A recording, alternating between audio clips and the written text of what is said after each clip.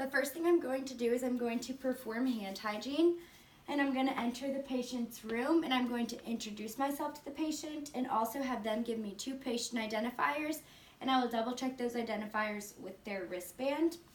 The next thing I'm going to do is I'm going to ensure privacy, so I'll pull the drape over, and I'm going to explain the process that we're going to go through with the patient, making sure they understand the procedure. The next thing I will do is I will raise the patient's bed to a comfortable position and put him up in the Fowler's position. And the next thing I'm going to do is I'm going to turn on the suction, and I'm going to test it like this to make sure that it's properly working, and it is. So then I'm going to perform hand hygiene and start to get my sterile fields ready. The first thing I'll do is I'll open my normal saline. I will then open my package, my suction kit, take out my sterile gloves, and get them ready to go on.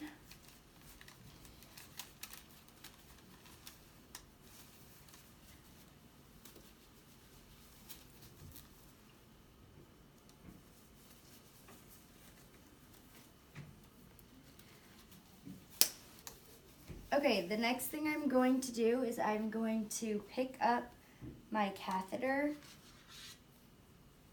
and I'm going to establish my dirty and clean hand. So my non-dominant hand, my left hand, is going to be my dirty hand. I'm going to pick up the suction, so this hand is now contaminated.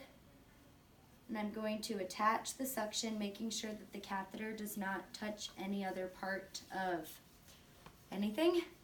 And I'm going to rinse the suction out with water and suction it up to make sure that it's working, which it is.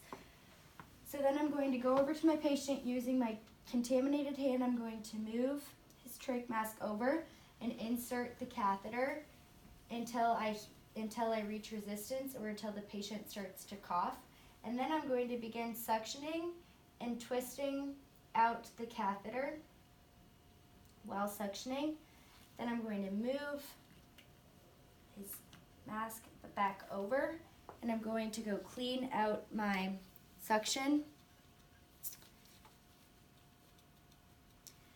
And then I'm going to repeat the process, inserting my catheter until I feel resistance or until the patient starts coughing, and circling while suctioning and while retracting the catheter. Putting the mask over each time, that would stay in place.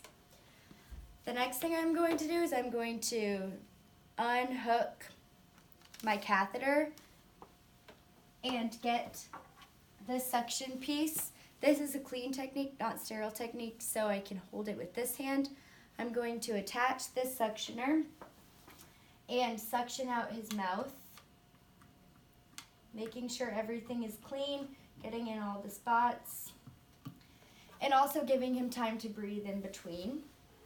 So after that, I'm going to take off my gloves, and I'm going to turn off the suctioner, and I'm going to document how the patient tolerated the procedure. I'm going to measure their oxygen levels, making sure their pallor is good, and asking if they feel like they are cleared out. I'm also going to lower the patient's bed down, put the side rail up, make sure the patient is in a comfortable position, feels that they are comfortable with the procedure. I'm going to give the patient the call light in case they need to reach me. And I'm also going to auscultate the patient's lungs and listen for that. And I'm going to document how the lungs sounded and how that went.